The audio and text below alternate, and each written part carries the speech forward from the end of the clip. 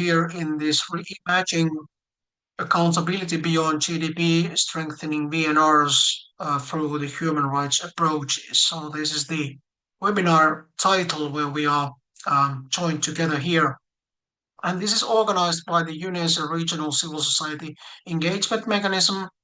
My name is Rilli Lappalainen. I'm the CEO of Bridge 47, which is the global CSO promoting SDG 4.7, active citizenship, and the role of all kinds of education to achieve sustainability. And I will be your moderator today. And we are meeting at a critical moment as HLPF 26 takes the stock of the progress of the 2030 agenda. The question is that how we measure, how we report and account for sustainable development.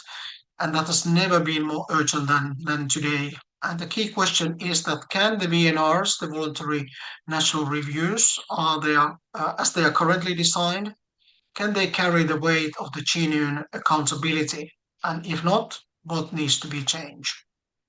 And to explore this, we have 4 outstanding speakers whose contributions span from the OHCHR, the Global Sustainable Development Report 27 science process, grassroots civil society engagement, and the global NGO advocacy point of view. And after these presentations, we are very happy to hear your thoughts as well. So please prepare yourselves if you have any questions or reactions about the contributions what the colleagues are going to make in a short while. And then the closing synthesis will be offered by Sylvia Beals from the ECE RCM governing body member in the end as well. But to set the scheme, it might be good to have a little bit some kind of skeleton or frame where we are. And I'm happy to invite now Nelia Rakimova. She's from the ECE RCM governing body member and lead of the NGO's VNR task group to give a little bit frame and introduction in the beginning. So over to you, Nelia. Thank you very much, Rilli, and thank you everyone who joined today us for this important conversation. We really believe that, first of all, VNR is one of the tools which are actually shaping the whole implementation process on sustainable development and 2030 agenda. And now we have a few years left, and we actually have lots of lessons learned how VNRs could be effective and how they can be actually improved. And I think one of the major points which we observed as civil society is that, of course, member states and many other stakeholders, they have this tendency to focus on just statistical data. And of course, nothing is bad about that, but many other things are left behind. And for us as civil society, it's really important, for example, to look at VNRs through human rights-based approach. And civil society is really often is the only agent which able to deliver on that. And at the same time, we know that right now within the UN premises, and of course even beyond, there is this new conversation. I mean, maybe it's not so new, but it's really getting its popularity, talking about beyond GDP. And within ECRSM this year, we participated also at the panel at the Regional Forum for Sustainable Development at UNECE, which was really focusing on beyond GDP. And that's why we thought that it would be really important to continue this conversation during the side event at HLPF. And we are really happy to have today speakers at this panel. And I am really anticipating for interesting conversation. As I said, VNRs are what we have right now for accountability around 2030 agenda. And of course, during today's conversation, we also will talk about what is happening actually to do maybe in the next round. What can we suggest? So yeah, I just would like to welcome all for this conversation. And as really said, we would be happy if you have questions to the speakers or even provide your inputs and thoughts after speakers presented their interventions. So thank you very much for joining today. Thank you, Anelia. I think that you really highlighted very well about the key points, how we are framing about the webinar, what we are having today together. And now I'm really happy to move on our panel. So we, as I said, we have 4 panelists, and the first one, so I'm really happy to welcome, is the Chiara Mariotti. She is the development economist and human rights officer at the UN Office of the High Commissioner for Human Rights in Geneva, where she leads the work on financing for development and beyond GDP metrics. And she has next to 20 years of experience in research, policy, and advocacy on international development, economic justice, debt, and development finance. And before joining to the UN office, she was working with the Open Society Foundations on Eurodad in Brussels and with Oxfam and Overseas Development Institute in London. And Chiara holds the PhD on economics from SOAS, University of London. So, Chiara, over to you. Happy to hear your first thoughts, which I think that we are really happy to hear. So, over to you. Sure. Thanks, everyone. Good morning, good afternoon. Thanks, Nili, for the introduction. As you just heard, I come from OHCHR, but I'm also an economist. So this combination of perspective is quite interesting for me, and I'll mention this later. But then we can talk about the beyond GDP side of the conversation a bit more, but that's what I have been focusing at OHCHR more than the VNR. So feel free to ask me about that and about the process. But let me start saying that the title of this event really is asking us to reflect on 3 aspects of progress: how we measure it, how we report, and how we hold ourselves accountable for progress. And of course, VNRs have been a key instrument for this, and they have increased in numbers over time. I think by the end of this round, more than 430 VNRs will have been presented from 190 countries. So really, it's a process that, even if it's a soft process, it has acquired legitimacy over time. It is something that countries have been willing to engage in, and it has provided a space for governments, for institutions to discuss the implementation of the SDGs. So in this sense, they are a good accountability tool. But of course, they have limitations. Despite the improvements, limitations remain.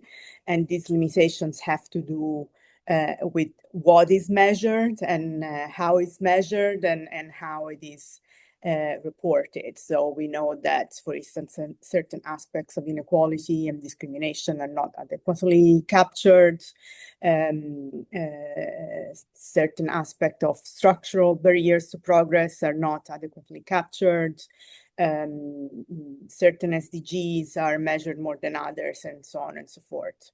And here is where the discussion on beyond GDP becomes relevant, because really the way in which this conversation is being framed now, I'm sure it was before, but now, particularly because it's official UN process, it's really connected to SDGs, to human rights, to the pillar of the UN system. And in a sense, the SDGs already are a framework that goes beyond GDP, because in almost by definition. However, in practice, there are some SDGs that are heavily economic growth dependent. Actually, I think one of the goals or targets is exactly economic growth. And on the other side, what is being reported in VNR tend to reflect a lot this economic growth biased interpretation of progress, which of course doesn't mean we don't need it. It's this is not the moment to enter in the discussion growth, yes or no. Let's go for growth, yes. But in terms of VNRs, in terms of SDGs, in terms of human rights and measuring progress along these dimensions, focusing on that aspect is definitely not enough. And in a sense, some of the limits of GDP mirror some of the limits that we observe in VNR reporting. So some inequalities are being missed, not reported. You know, some general averages, we go for general averages, national averages.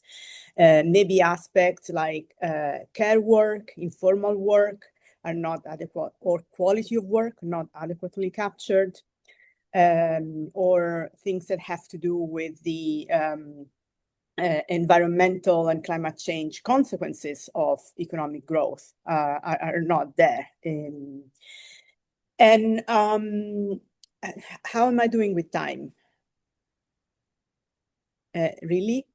Yeah, I think you're doing fine. Yeah? Yeah, Okay. you're doing fine. Yeah, go ahead. Yeah. Thanks, because I still have quite a bit. I'm going to jump on the reflections on the Beyond GDP agenda, and as I mentioned, as OHCHR, we in this past couple of years, we have tried to reflect and to discuss how human rights can be embedded in Beyond GDP metrics. We were also developing a position paper. We have been in conversation with the high-level expert groups. I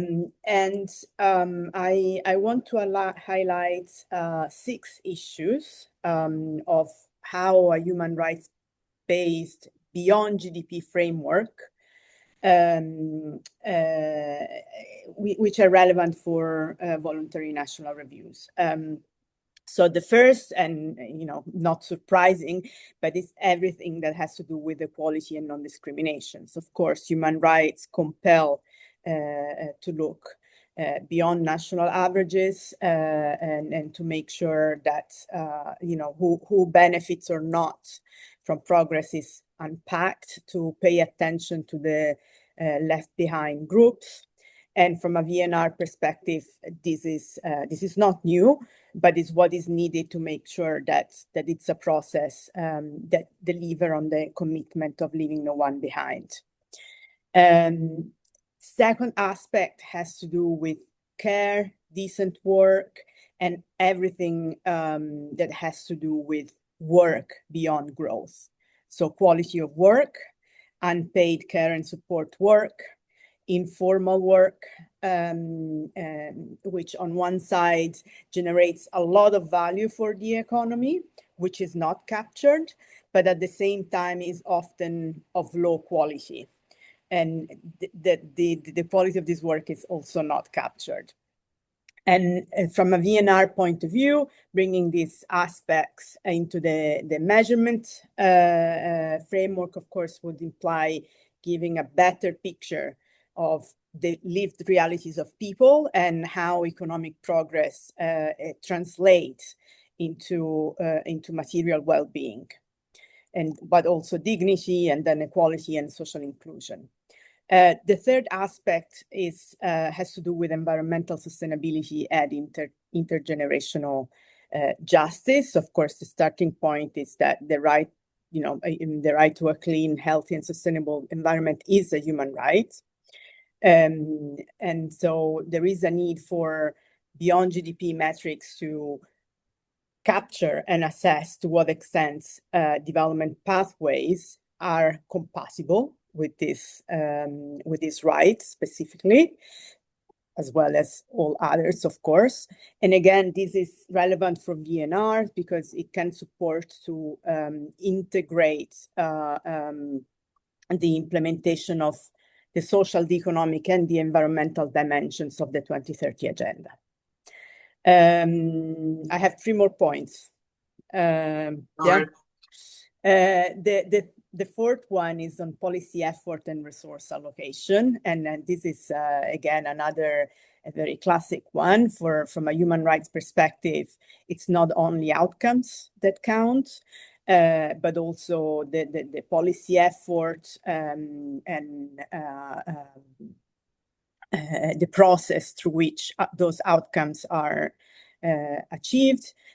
Countries have the responsibility, the obligations to use all of their maximum available resources for the realization of rights. This is, of course, a concept that is difficult to pin down, but it does imply paying attention also to processes, to policy processes, not only to the result.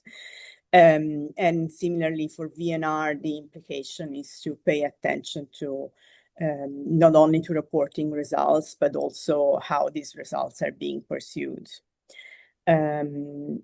The fifth point has to do with participation and accountability.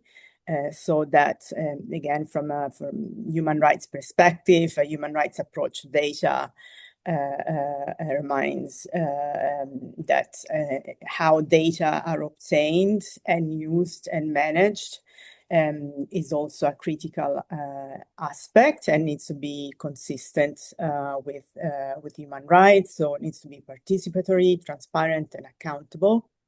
And of course, all of these hold for VNRs, and it is an important way to strengthen the legitimacy of the reporting process within VNR. A sixth point has to do with the international dimension of development, because of course progress it has never been the outcome of domestic policies only, now less than ever. And this is actually something that beyond GDP metrics are a bit missing. SDGs are perhaps designed a bit more to reflect this. But still, I think that for VNRs, there is the need to design a reporting framework that put this a little bit more in evidence and link it to obligations of states to international solidarity and to the extraterritorial obligations. And then the final thing, and then I will stop, I promise, it has to do with making sure that these metrics, be it the VNRs, be it beyond GDP metrics, shape not only reports, but also decisions. And of course, in the beyond GDP world, this is quite evident. There are actually a lot of beyond GDP indicators out there and frameworks that have been developed over time, but we have really yet to see a proper, scaled up implementation and influence in the policymaking process. To advance in this effort, of course, we need system level efforts. From a country level perspective, there is need of more integration between different ministries, and statistical offices. Statistical offices need more funding.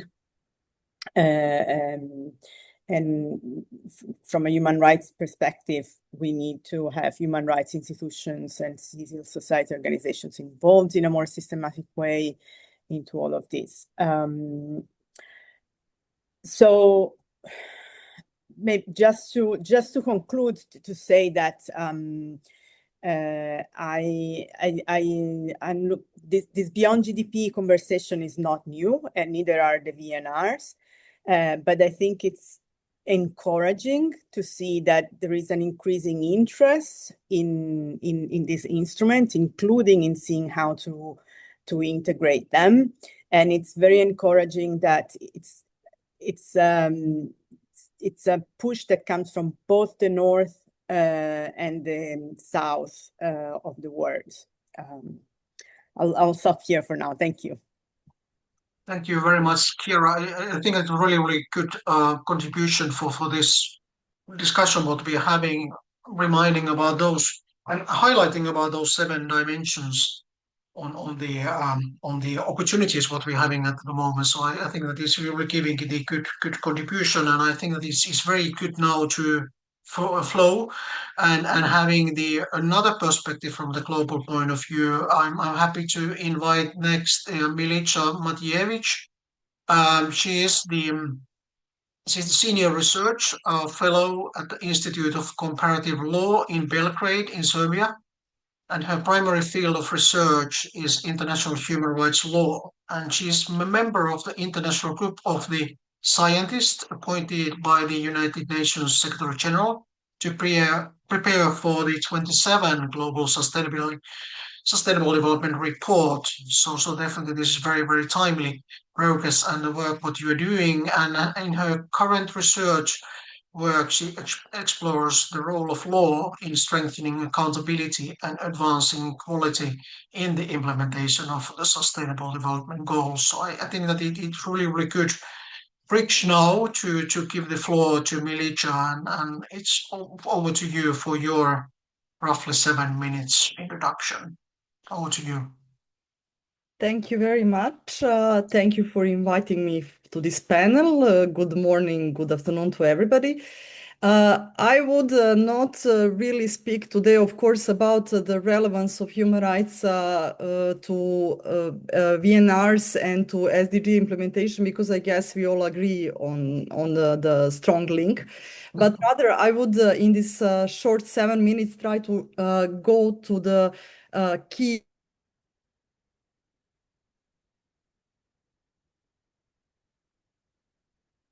implementation. So the Agenda 2030 already acknowledges this link and provides very solid basis for further pursuing linking of SDGs with international human rights standards. However, we have mostly seen so far only this being done at declaratory level. We have not seen neither much research, neither much theoretical developments in that regard, neither much in practice. And I have to say that actually much more efforts has been put in this process by UN and UN treaty bodies and other human rights bodies than actually by the stakeholders in the sustainable development universe. So I hope this would change. Of course, when it comes to VNRs, the first important aspect of linking would be for governments to report in a way which would directly link SDGs to their human rights obligations. I would just remind that most of the UN UN member states that have adopted the 2030 agenda are actually signatories of the major international human rights pacts. So there is this great overlaps. So their obligations when it comes to existing human rights standards at the international level actually very much coincide with many of SDG goals and targets. So when governments report, they should simply link their SDG reporting to their human rights reporting, and they should do that not only by cross-referencing, but also by explaining in which way recommendations of the relevant UN and other bodies were instigating policy adoption of new laws and other undertakings which are relevant to SDG implementation. So they should more explicitly endorse this link. And very important thing, we should understand that SDGs are themselves having not only synergies but also trade-offs, and the same stands to human rights obligations and SDG implementation. So I believe governments should encourage as well to be more direct, more frank on problems they encounter in implementing at the same time SDGs and their human rights obligations, because there are serious trade-offs that should be taken into account. Civil society organizations here are very important. They should as well, while reporting and commenting on government reports, should more clearly invoke the human rights obligations of their respective governments, and they should also invoke, of course, the case law of the relevant judicial and quasi-judicial international, regional, national institutions. Of course, before that, the prior condition is to have more space for civil society organizations to participate in the entire accountability framework, to have more space there, and that is probably one of our major tasks for the future post-2030 SDG framework. Then we should, of course, remember that, as I mentioned, many UN bodies have already very explicitly connected human rights standards to SDGs. We have even the Universal Human Rights Index, which now links recommendations from all UN human rights mechanisms to specific sustainable development goals and targets. And I would like to say that the practice is encouraging in terms that more and more VNRs are referring to UN human rights mechanisms, but at the same time, that is still at a very basic, rather declaratory level. And some countries have developed open source software to support integrated reporting on human rights and the SDGs, such as, for instance, Samoa and New Zealand. Second priority, and I would actually say that this is actually the main priority. What we can do for now on until 2030, we can strengthen the application of the basic procedural guarantees provided by the international human rights standards. And that is access to information, that is transparency, that is participation in an inclusive manner, and that is legal and other forms of redress. So human rights, major human rights documents, major human rights mechanisms actually guarantee these procedural standards. And instead of going into substance, the easiest way for civil society organizations would be to challenge a problematic governmental decision related to SDGs on this account, because that any of those procedural guarantees can be and is unfortunately often violated. I would also like to say that the same stands for international framework for SDG implementation. You are well aware that many of the international bodies are simply not enough inclusive when it comes to their decision making that directly affects implementation of SDGs at the national level, and that needs to be changed.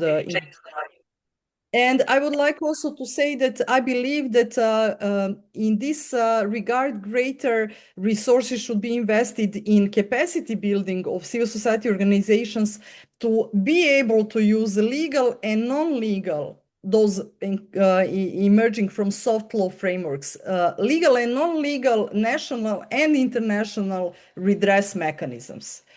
Because we have accountability infrastructure in place, of course, at the national, regional, international level. We just have to use it. Of course, I also have to remind myself often that not all civil society organizations are capable to use at their national level their redress mechanisms, but they can do so at the international and regional level if adequately resourced and supported. Then I would as well point one more time that given the momentum, we should actually preserve the broad political consensus embodied in the current framework while progressively strengthening its legal foundations and greater coherence between SDGs and human rights standards could be achieved by formulating SDG targets and indicators whenever appropriate, and that's appropriate in probably over 90% of cases, in a way which links SDG targets and indicators more explicitly with existing international human rights standards. At the end, I would like to say that human rights law cannot be panacea to all problems we encounter in SDG implementation. The existing human rights framework has its own limitations. They are very much related to the fact that human rights standards are framed in terms of individual rights entitlements. So they cannot really reflect the problem of how to secure intergenerational justice. Then we have also problem with accountability of very important players in this field, and that is multinational corporations. We have as well problem of how to secure accountability and responsibility for transboundary spillover effects. And last but not the least, we have to also acknowledge the limitations of the existing human rights framework when it comes to legal subjectivity of nature and natural ecosystems, because law has been so far completely anthropocentric, and it cannot still provide adequate redress for the protection of nature, as we can see from the existing environmental case law. And eventually, I would like to conclude by saying that I'm not really optimistic about how things are going, and we have to be aware of that. I believe that we need intense structural changes, and if we do not want to embrace them, we'll be probably forced to embrace them, because our world is heading in a direction which is not non-sustainable. Our world is heading in the direction in which we cannot hope neither to have the existing standard of living which we already secured for ourselves. So law can do much, human rights law can do much, but cannot do everything, and that everything is actually to make global population, particularly population of well-off countries, that the existing level of consumption is simply unsustainable, and there is simply no human rights framework that can secure sustainable development under the given conditions. Thank you. Thank you. Thanks a lot, Milica. I think that thanks for your honest feedback as well. I think that it's good to be honest and saying that it's quite a lot of work to do, but I still found it very, very interesting. I think that you really brought a lot of ideas which I think that we could definitely use as a civil society much more about that. I think that it's also a positive side. So thanks a lot about that, bringing the coherence back to the room, because I think it's been in the air quite a long time, but how to really make it practice, that's really is the key question. And for sure, we can't really find the solutions immediately in one night, but I think it's a longer process what we need to work on all that. And I still would like to keep a little bit more optimism on all that when bringing and coming together, I think we can find the solutions as well. So quite a lot of ideas as well from your side. So thanks both from Kira and Milica for your contribution a little bit from the global perspective. And now we are moving to have a, let's say, more the grassroots point of view. And I'm happy to move on and then inviting Joshua Cooper, really an old friend of mine, who is the academic, author, analyst, and activist based in Hawaii. And over 2 decades, he has developed and delivered courses in political science, journalism, and peace studies, teaching more than 100 classes at the University of Hawaii. And he also contributes to the diplomacy training program at the University of New South Wales, and currently serves as the Dean of Research at the International Training Center for Teaching Peace and Human Rights in Geneva. And he regularly conducts research lectures internationally and engage with the United Nations and civil society processes, contributing to the public policy and advancing the realization of the human rights worldwide. And definitely, Joshua, you are really working in also in the grassroots organizations. So how you see about the current situation? I'm happy to hear your thoughts in roughly 7 minutes. Over to you. Thank you so much. Aloha, it's an honor to be with everyone today. It's so crucial as we have the VNRs coming up and we reflect on the process that exists with the Sustainable Development Goals and around the high-level political forum, that we also look at all of the other spaces where we see civil society really demanding for the world to understand that we are definitely beyond stakeholders, but actually rights holders, and more importantly, that we're the oxygen to be able to organize around to make sure that all of these promises on paper actually make an impact for people around the planet. And so as we look at beyond GDP, I think it's important that we can look also at some of the transformative tools to see how people aren't just complaining and criticizing, but coordinating campaigns to make sure that the VNRs are not just a mental exercise, but more importantly, a space where rights holders can shape the discussion, the dialogue, and more importantly, the recommendations we can take forward to move towards impact. I really appreciate the fellow panelists so far. Milika bringing up and citing digital tracking tools such as Samoa's online platform developed to track the recommendations from multiple UN spaces is one that I've been involved with ASH. It's exciting to see that the including human rights treaty bodies, UPRs, and SDGs, as well as even the sustainable pathways for Samoa from an earlier meeting. So I think these tools are very important.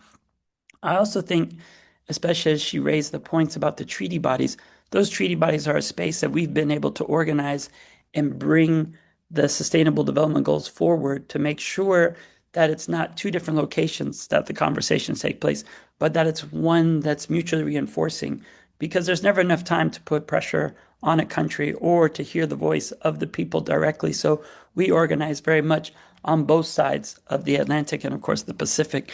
The other aspect, I think, is also the UPR, to see what the UPR has done, where we've worked with the former head of the office of UPR to then take all of the recommendations after the 3.5 hour review and link those recommendations also to the Sustainable Development Goals. We think that is a positive way that measures, because we're on the 40th anniversary of the Declaration of the Right to Development, but unfortunately things are still seen through the prism of profit and putting people below.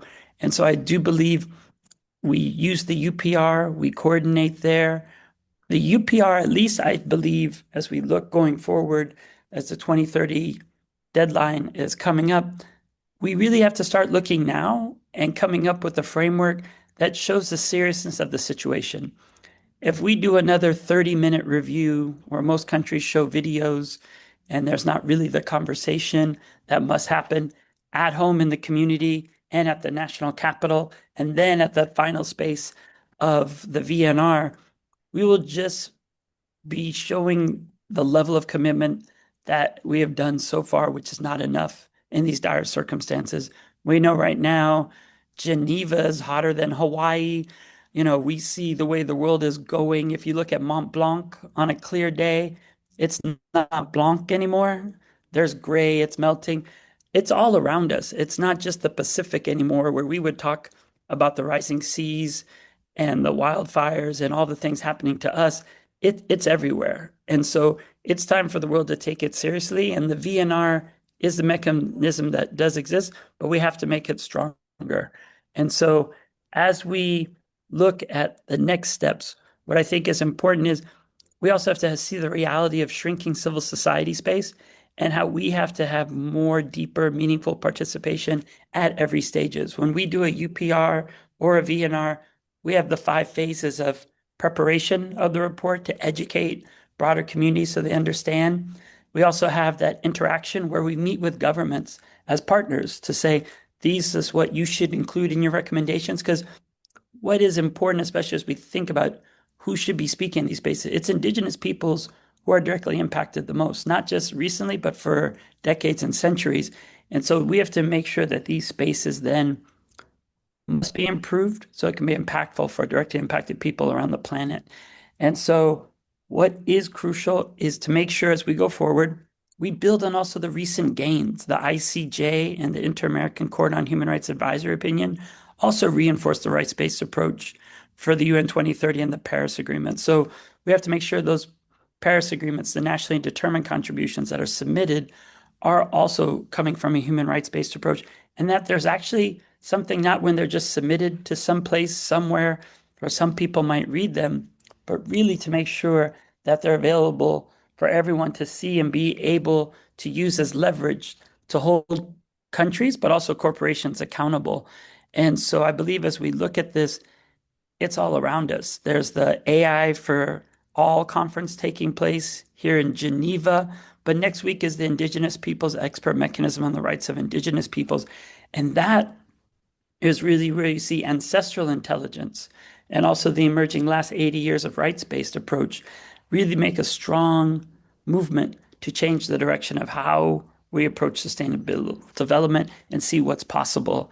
One last thing I would say, especially as we're nearing the 2030 and also beginning the fifth cycle of the UPR, we can guarantee greater participation from civil society and make sure that as rights holders, we actually are focusing on what is necessary. And we don't almost need more declarations or treaties, but we need instruments for implementation of all the recommendations that we've had so far.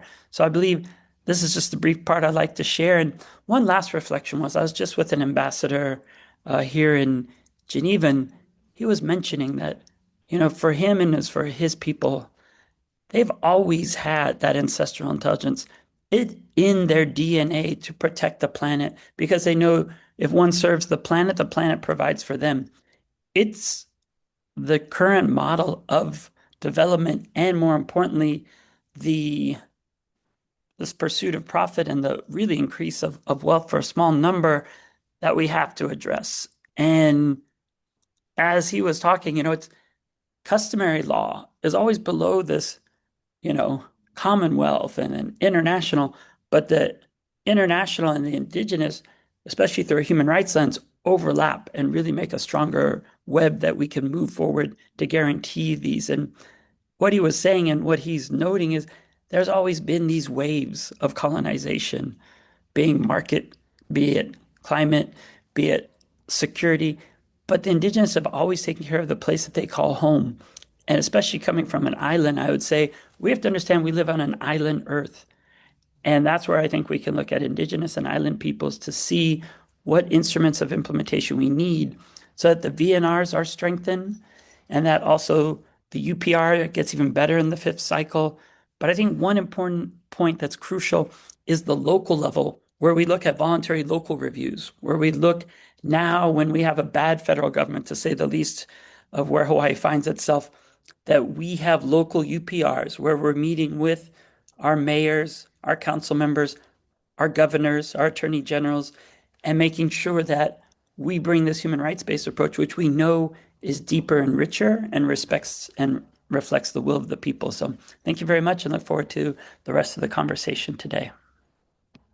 Thanks a lot, Joshua. I think it's really, really important that you really build a bridge between the global and the local level, because I think that it's this old slogan that where we really have the bridge between those levels is absolutely crucial, because we can have the international agreements and good papers, but if you don't really deliver that in the local level, then it's only the papers. And I think that really is the key thing, that how we can really protect this planet, because I think that this is now, we all witness that unfortunately too much at the moment, but we need to really find the good examples, and maybe we can hear those good examples from the audiences as well. So this is a reminder for all of you in online that please prepare yourselves also to giving your contributions, because this is definitely, we could practice also about this dialogue and conversation and learning from each other, because this is so complex job what we're having at the moment, but I think we can definitely learn from each other and finding the good solutions and ideas, and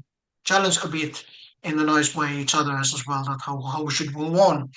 But moving on, last but not least, I'm happy to welcome Marie Lostis, who works in the Forus as she heads the advocacy and program unit at Forus. Forus is the global network of national NGO platforms and regional coalitions, and she leads Forus advocacy and program work to strengthen civil society's influence in international, regional, and national decision-making processes. And her work focuses in particular on sustainable development, civic space, global governance, accountability, and the post-2030 agenda. And she has supported civil society engagement around the SDGs and VNR processes across multiple national and regional contexts, including through the Forus independent monitoring and advocacy work on the SDG implementation. So, Mari, from your point of view, seeing quite a lot of VNRs and being facilitating the civil society contributions as well, what's your 7 minutes contribution to the discussion? So over to you, Murray. Thank you very much, Philly, and thank you to the ECA Regional Civil Society Engagement Mechanism for convening this important discussion.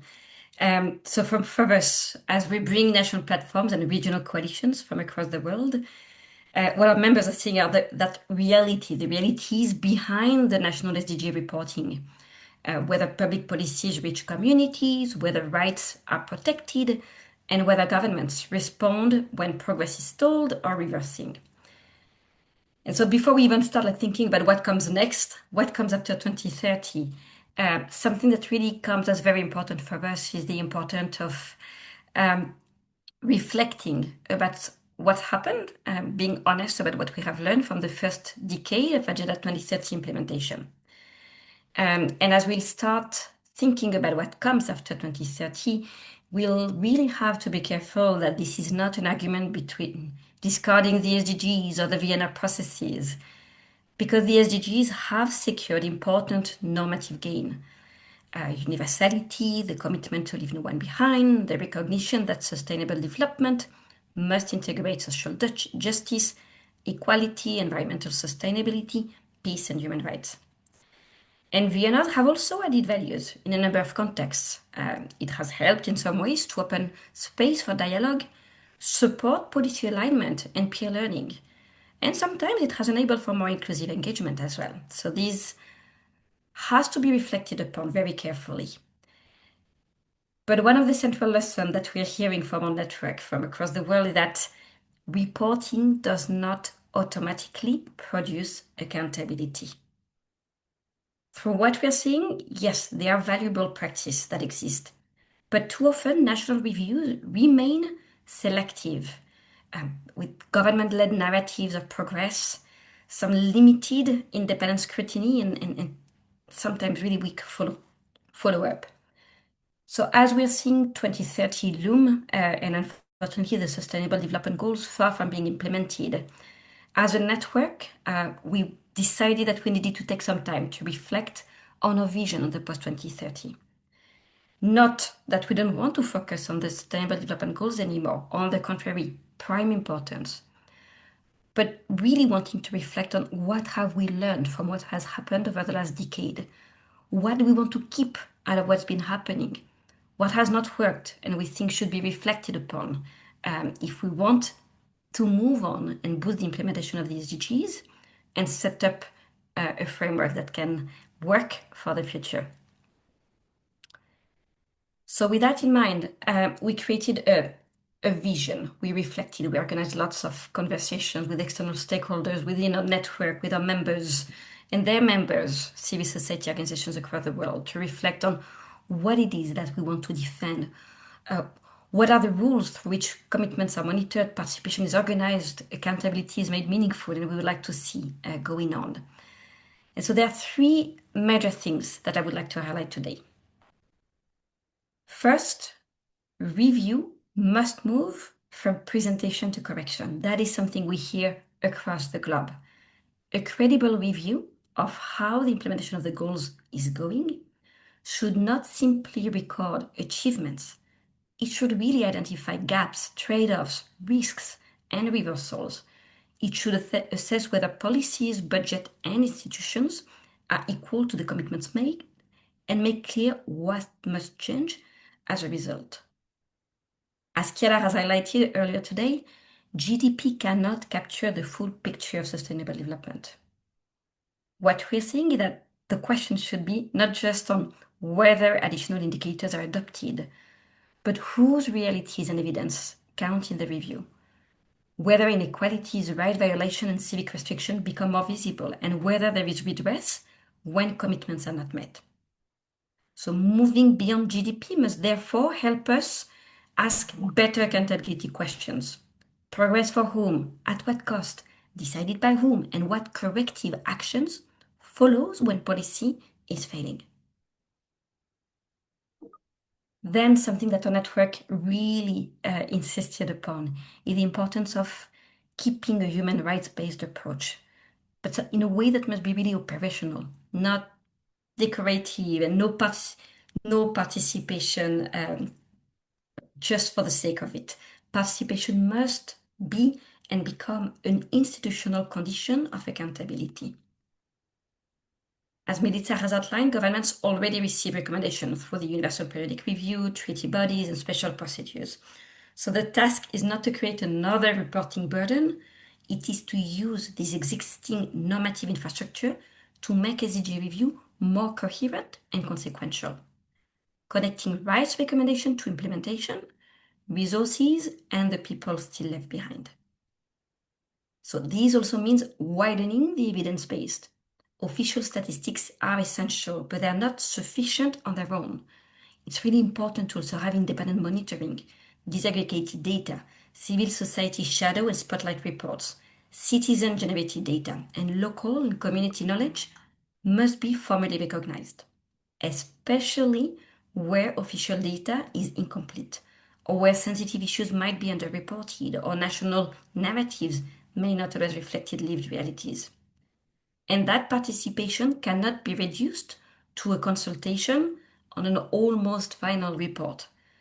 Civil society community groups and local actors need structured roles throughout the cycles in setting priorities, identifying evidence gap, contributing analysis, reviewing drafts, and monitoring the follow-ups. And that requires timely access to information, adequate resources, clear institutional entry points, and a public response showing how independent input shaped the final review and the action that follow.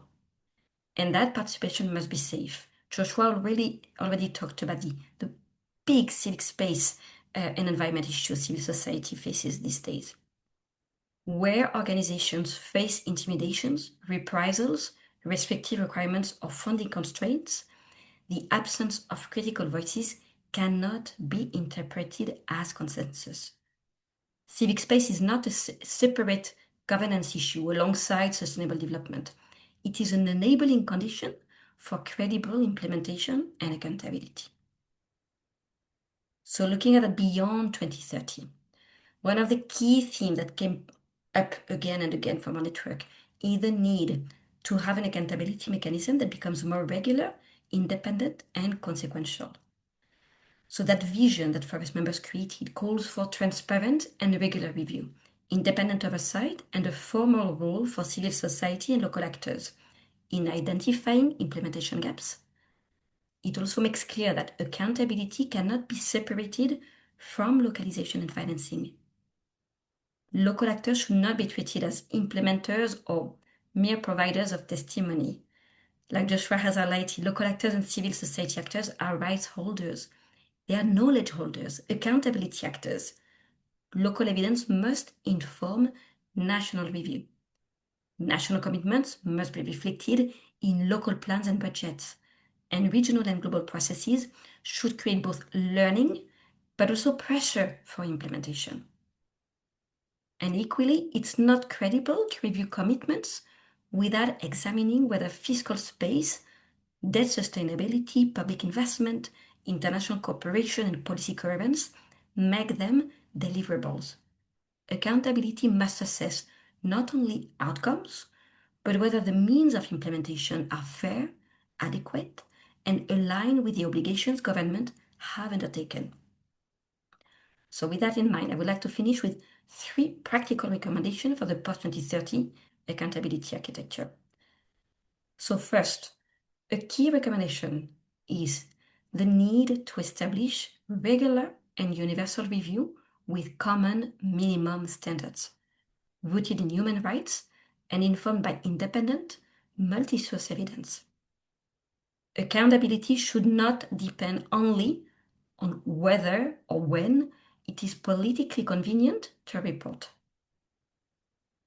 Second, institutionalize meaningful, safe, and resourced participation by civil society and local actors. This should include formal recognition of shadow and spotlight reports and citizen-generated data, clear feedback loops, and safeguards for safe participation in civic space. And last but not least, we need to make review consequential. Every review should generate some sort of public follow-up plan that identifies priority gaps, assigns responsibilities, and clearly links commitments to policy and budget. It needs to assess the means of implementation and track progress before the next review. Otherwise, we just talk to talk, but without really making sure that we're walking the talk. So the question is really not whether we preserve the VNRs exactly as they are or replace them altogether. Our task is really to turn review into public infrastructure for implementation. We need to be capable of detecting implementation issues and exclusion, bringing independent evidence into the open, protecting participation, and triggering corrective action.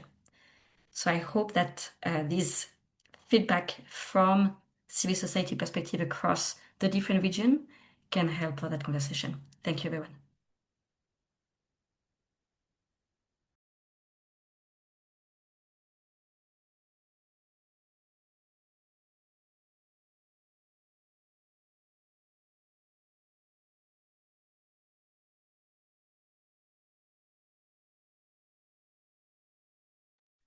Really, you are muted.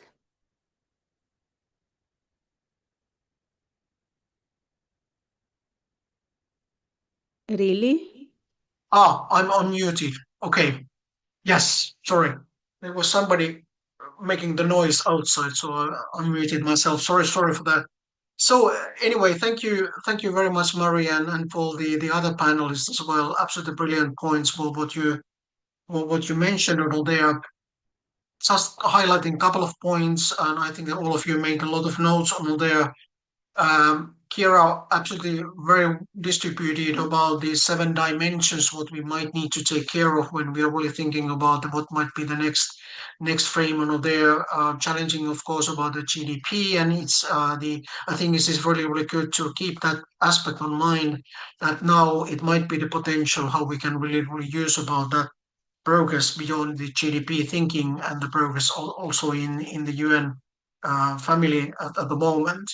And then Milica being a little bit skeptic, but also positive at the same time, I would say on that. I think it's good to be honest as well that what limitations there might be on the other tools and their resources what we're having in the UN system, like the UPR and the other ones. I think there's still quite a lot of room for thinking how could we really learn from those aspects and how we can strengthen the links between the different UN systems and really anyway the member states they are reporting through the different systems how we can really use about this more coherent between the different systems inside in the whole system. And then Joshua brought very interesting points, and really I think that we need to definitely listen much more about the indigenous people. We have too much evidences all over the world about the mad development, what is really happening in different places. We definitely need to really walk the talk and really bring the global agreement back to the local levels as well, and finding the ways how could we really work together. And then from Mari's point of view, absolutely very concrete suggestions as well that how could we really um, build a system where we can really guarantee that there are the minimum standards for reviewing, for institutionalizing about the participation, of the civil society and then make a review more consequential. So I think actually relevant contributions as well. So thanks a lot for all of you. A lot of thoughts on all that, and I'm 100% sure that there will be a lot of ideas as well amongst of the participation about the audience. And I'm really, really happy to give the floor now for any of you who would like to make your thoughts open and perhaps making the short interventions for each of you. So may I ask you to introduce yourself shortly, so who you are, where you're from, and then short points or question to any of the panelists. It would be really, really good to hear your collective thinking about this topic. I think we can't really solve all of these problems in this webinar, but I'm 100% sure that we can really give the good contributions for the further thinking, because we need everybody's brains here to think that how we should move on as well on that. So I'm really happy now to open the floor for any of you, and please raise your hands so I can give the floor for you. So who would like to be the first one?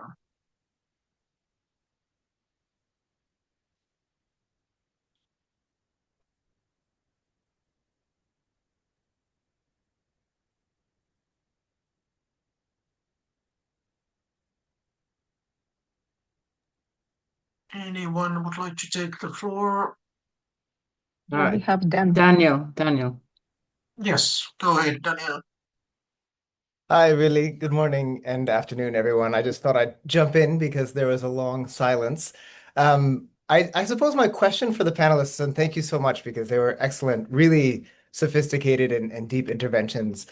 As I think about the development agenda and the intersection with human rights beyond GDP, all of what I think about is motivation. And I feel as if we've been motivated either by this understanding of more material wealth means more happiness. So it's an accumulation type motivation, or we're motivated in sort of an adversarial way, where somebody says one thing and we need to compete and say, and criticize rather than sort of a collective understanding. But then what motivates us in the community and with our families and in these other spaces is not this competition or material advancement. So I'm curious if the speakers have thoughts on motivation and how we can tap into other sources of motivation to help us make progress. Thanks so much. And Daniel, could you shortly introduce yourself as well? I know you, but Sorry. there might be somebody else who don't know. Sorry, I'm Dan Perel. I'm a representative of the Baha'i International Community. I'm based in New York, but the community is everywhere. Thanks a lot, and thanks for the really good question. And it really is close to my heart being in Finland, which is the most happy country in the world. But still, we are definitely criticizing that as citizens about that, what it really means to be the happy. And this might be one of the angles again about those examples, that there are quite a lot of indexes or different reportings, and how much they really communicate to each other is the big question. But this is just for my personal reflection to that what you raised. But happy to give the floor for any of the panelists who would like to react on this. I make the comment perhaps, not the question. Any of the panelists who would like to react. Or really, should we hear what Odile says first? Oh yes, absolutely. So go ahead. Thank you very much. My name is Odile Frank. I don't think any of you know me. I was in the system for 40 years. I'm a former UN careerist, but I've been working for NGOs for the last, nearly 20 years. I'm very old at this point.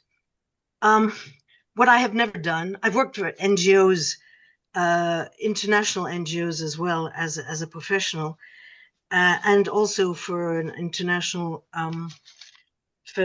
union federation. What I have never worked on is what would I say, a delegation from a member state. I've never worked in an official capacity for a member state. That's the one piece that's missing in my experience. And I say this because I am majorly concerned about the very critical and important role that civil society plays and has to play should have played already, but definitely has to play in the post-2030 agenda. I see it every day. It's critical. However, we're living in a world where the nation state is acquiring more importance, not less importance. Member states are extremely reticent to allow civil society to be involved in their business. And they consider that civil society has no electoral basis, has no representative basis, is basically an expression of of a group of activists. It is extremely, for me, I'm not pessimistic, but the struggle to get the civil society voice to me is going to be enormous. And I'm wondering from the panelists what their views are on opening on increasing this wedge and opening up the capacity for which civil society already has, but which should be enabled to participate in the post 2030 agenda. Thank you. Thank you, Odile. I think that you raised very important points as well, because anyway, as a reminder that the United Nations is owned by the member states as well. So this is really interesting point as well on that. Okay, Kiera, you would like to start from the panel point of view to react on that. So over to you. Yes, so I thank you. I was super intrigued by the question on motivation, and I'm really going outside of my comfort zone here.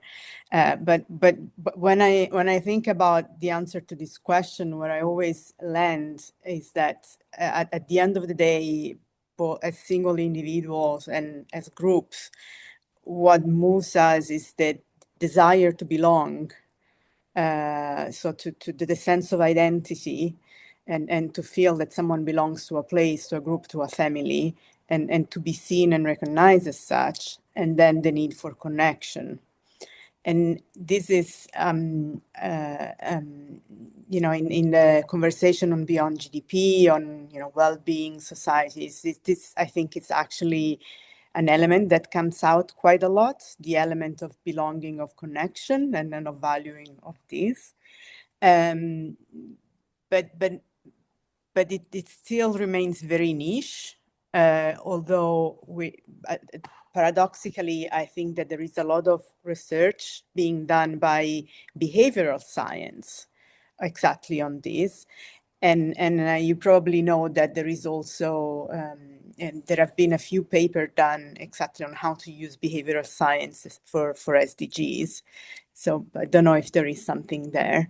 But just to say that as movements, and so now I speak more as, as a movement person than a UN person, this is something that I think we should reflect more, because it also explains a lot of what is going wrong these days in the world. And it also addresses the point that Odile was making on civil society, because of course civil society is a wonderful place to create this sense of belonging, purpose, connection. And so it's such a shame. It's one of the many reasons why it's such a shame that civil society is so eroded. And so many of us struggle to participate in it, because really it could be the start for a new way of thinking how we build better societies. Thanks a lot, Kiera. Any other from the panel would like to react? Milica, over to you. Okay. First, back to motivation. I think we don't need really much to think about that if we look at data. For instance, when is every year, how much every year the global overshoot day is moving back in time. So we spend resources which we are supposed to last for us, for instance, the entire year already in July, and the period in which we spend resources is moving. And I mean, in general, there is the scientific evidence on how much we are endangering the ecosystem in which we live is piling up. but we don't. So in that sense, we like our motivation should be at this point rather simple, and that is we should be sure to be able to continue to live on this planet. At least as comfortably as we were living until now, and for some people much better than they were living until now. So the problem of motivation is rather how to make sure that people really understand what's going on and have access to information, and that are not do not fall victim of conspiracy theories, etc. And I think what is really necessary in that regard is to get back to basics, and that is to have public spaces which we are going to share together and then exchange information. That would actually require a lot, and we are probably at this point not capable to have that. And that is, in order to have public spaces, we have to have universal and equal access to basic public goods.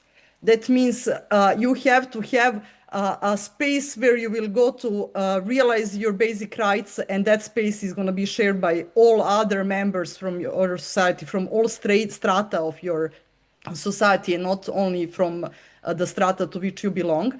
And I would like to say again that go back actually to the last panelist speech, which I like very much, but we have to also realize how complex the matters in which we live are, and SDGs are. For instance, this question of minimum standards. In order to have a minimum standard set, it's very important to understand also, not only, for instance, how much a country has, when you look at the carbon footprint, has produced through dirty technologies, but actually how much country has consumed, or its population has consumed, of goods that were produced through dirty technology that was exported abroad. So, I mean, I just want to say, it's very complex. We have probably to go back to basics, and that is we really need to decrease our consumption levels and to increase consumption levels of those who still don't have electricity, for instance, and that's 8% of global population, or those who do not have internet access still, and that's 18% of global population. So back to motivation, we need that scientific evidence reaches finally people, that people become aware that the way we operate today, the system in which we live today, is very damaging, and that people accordingly take their decisions at the next elections or the following elections, etc. Because at the end of the day, this is all a political matter, which we are going to then arrange through law, to go back to law. And when it comes to civil society engagement, I believe that civil society engagement is going to necessary forever and ever. That was, for instance, one of the very bad features of socialist regimes, also one in which I lived, and there was no space for civil society. But in order to do so, we should use more technology which we have available. So, for instance, we should for sure at some point have something like a global observatory of data, and make sure that data from all around the world, not only officially produced, but also citizens' data, is available once it passes certain threshold standards on acquiring data. And that should not be anymore that hard, given how much of technological development we are witnessing now, I guess. So thank you. Thank you. Thanks a lot for that. I see that, Murray, you have raised your hand, but may I take the Abdullahi first, and then I would like to invite Murray and Joshua as well, if you would like to make the comment. I'm just aware about the limited time what we're having, so perhaps we can take in that order, that Abdullahi, you will have the floor shortly, and then followed by Murray, and then Joshua, if you would like to take the last rounders as well on that. So Abdullahi, over to Yeah, you. thank you. Thank you. Can you hear me? Yes, very well. Go ahead. Yeah. My question is, I think, to the second speaker, and I believe the last Okay, speaker can you shortly probably introduce yourself? Oh, sorry. Where you My name from? is Abdullah. My name is Abdullahi Ali Gaidam. I'm the founder for Climate Action and Community Outreach Initiative here in Nigeria. So I'm from Nigeria. Great. Yeah, my question, I think, has been partially probably answered by the last speaker, but I would still like to ask the question. The question is, how can civil society organizations and communities effectively protect their rights when government prioritize profit-driven projects without adequate prior consultation or engagement with affected stakeholders? I ask this question because here in Nigeria, we are having an issue with a huge project which is currently going on in Lagos, which is the Coastal Road. It's about I think $14 billion project, and most of the communities have been seriously affected along the corridor where this road is going to be constructed. And as I speak to you now, a lot of the people around that community are in serious trouble because we are in the rainy season, and we've had serious flood issues that are affecting the communities. Thank you. Thanks a lot for that. That really will bring the very concrete examples. Murray, I would like to then give the floor to you, and feel free to answer us as well on the Abdullahi's point on that, what he raised, if you feel so. So, Murray, over to you. Thank you, really. Yes, I just wanted to come back on the motivation side of things. I think it's important we keep highlighting that what we're talking about is not an additional burden or parallel agenda, and help build those connections across the recommendation from the UPR, treaty bodies, special procedures, and the SDG implementation. Build that to reduce the fragmentation and make the reporting more coherent. Highlighting is not something new. It's already part of those processes. Then it's really important to highlight that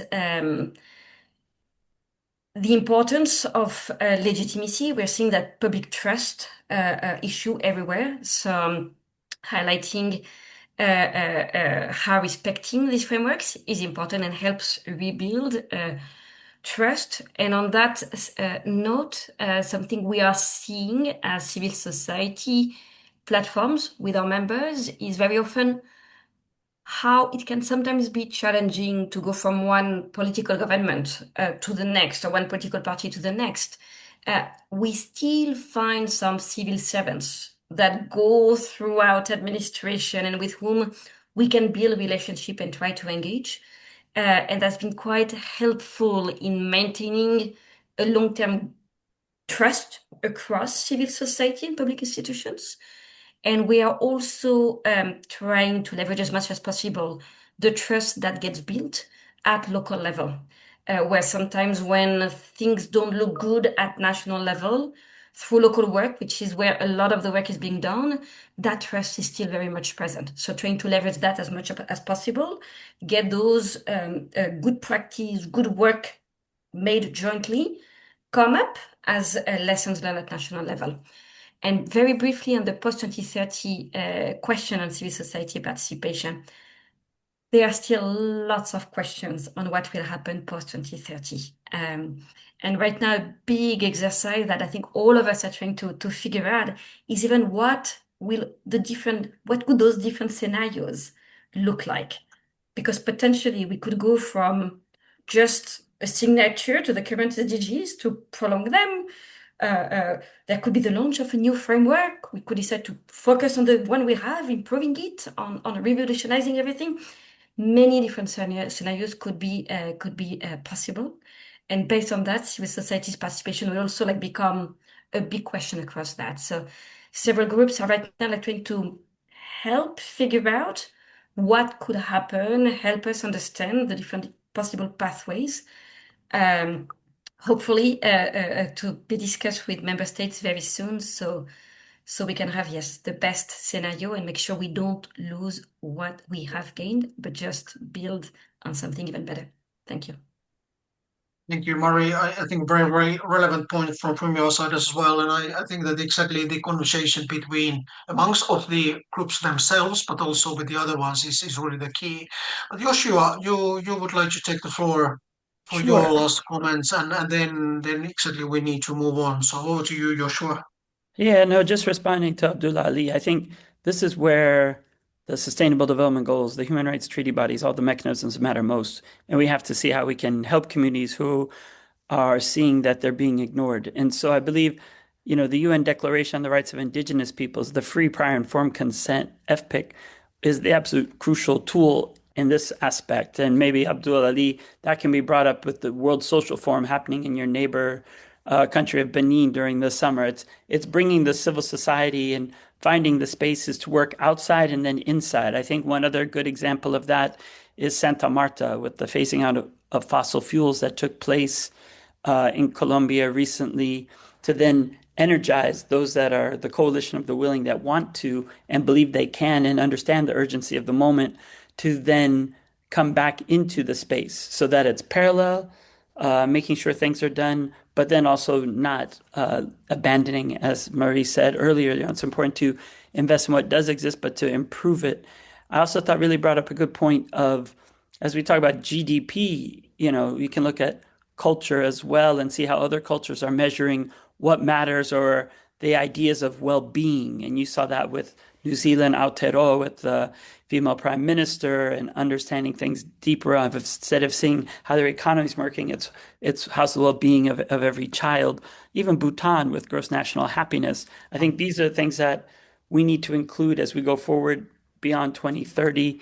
And I'll stop there because there's a whole lot more, but I want to make sure we have proper conclusion. But just to respond to Abdul Ali and those other points that have been raised so far. Thank you. Thanks a lot, Joshua. And unfortunately, time is always against us, but I'm really, really happy now to invite Sylvia Beals from the ECERCIM, from the governing body as well. I'm really happy that she's going to make the synthesis on that really, really fruitful discussion what we're having. So over to you, Sylvia, what you would like to wrap up as a summary of the conversation, which is definitely not going to end on that, but so far as some kind of milestone, what you collected, the main points. So over to you, Sylvia. Thank you so much, Willie. And I want to thank all the speakers and those who have commented. What a great meeting. For us in the ECE-RSEM, which is a regional civil society engagement mechanism, accountability is a really important issue. It's a big region, 56 member states, 4 different geographic regions. How we bring civil society together is a challenge. Also, if we say challenge, we should say opportunity. So that's just from me to this meeting. But from what I've heard here, there's a lot of things that I've heard. So I'll say some of it, and hopefully the rest can go into some kind of report. But in the first place, it's really important that measurement must be participatory, transparent, and accountable. And it should ensure that those most affected by ill-being, i.e. not well-being, poverty, exclusion, discrimination, have a voice in shaping what has to happen. And the human rights framework gives us a dimension which we can use, because rights implementation must be meaningful in practice. And we've also heard that capacity building about this framework is important, which I'll come back to. There's a big accountability gap. This was said a lot. Reporting without correction, participation without influence, commitments without follow-up. They're not anything to do with accountability. They're process performance. And in the context of shrinking civic space, conflict, reprisals, the absence of critical voices must not be interpreted as consensus. Silence is not legitimacy.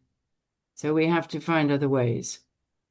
So metrics should make these issues visible, including those experienced all over the globe by women and girls, Indigenous people, minorities, persons with disabilities, migrants, older persons, all groups facing discrimination.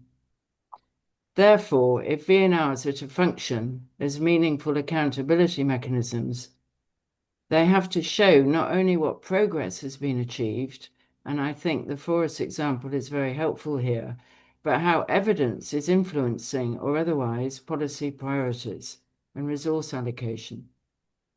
And linked to that, how do we use the rule of law? Very important points by Malizia and Chiara. The importance of using human rights law and obligations of governments signed up to the standards and guarantees to link progress and legal coherence with SDG targets and indicators. Can civil society do that? Do they even know about the human rights law? Which comes to the capacity building, which Joshua spoke about. There are clear recommendations in the Forest Review, which Marie talked about. We have to have regular and universal review with common standards, institutionalized, meaningful and safe participation by civil society and local actors. And we have to make reviews consequential, i.e. with a public follow-up plan. That's really important. We try and do that with the statements at the VNRs when we ask questions and ask our civil society groups to follow up. Do they do that? We need to know. And we have some opportunities now. We have the post-2030 process and a big discussion about beyond GDP. This is a political as much as a technical question. Whose evidence counts?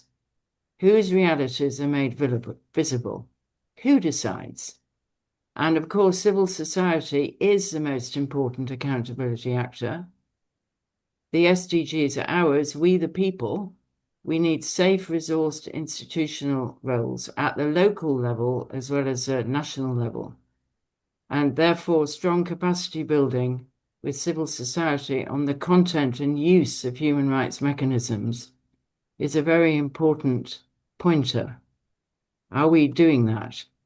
And we need to look beyond the national to local to build that bridge between the levels of policy and the lived realities of people. We have infrastructure, we have the human rights system, and we have civil society monitoring capacity, but we don't have political will and institutional connections. Looking at beyond GDP, it's not just about better indicators, it's about redefining what we consider progress. And I think Daniel raised this, as did others who were the speakers, ensuring that measurement systems support human dignity, equality, connections, sustainability of communities, and the realization of human rights. So, sort of in sum, really, applying a human rights lens to the VNR and the local national reports, I think they're called LNRs, integrating rights-based beyond GDP metrics will help transform them. And more ministries, more integration of ministries and statistical officers came up, and the greater involvement, really important, of human rights institutions in the SDG follow-up. But we're now at a critical moment. The Beyond 2030 window is coming up. We have a rare opportunity to reflect on learning and correction and the institutional framework to recommit to people-centered sustainable development. And Chiara talked about a framework that connects us rather than divides, one that sees the rights architecture and that all peoples need and right to safety, social and civil rights, dignity and hope for all across the life course, placed first for policy coherence and outcomes. For this, accountability architecture must be redesigned with we, the people, us, at its center.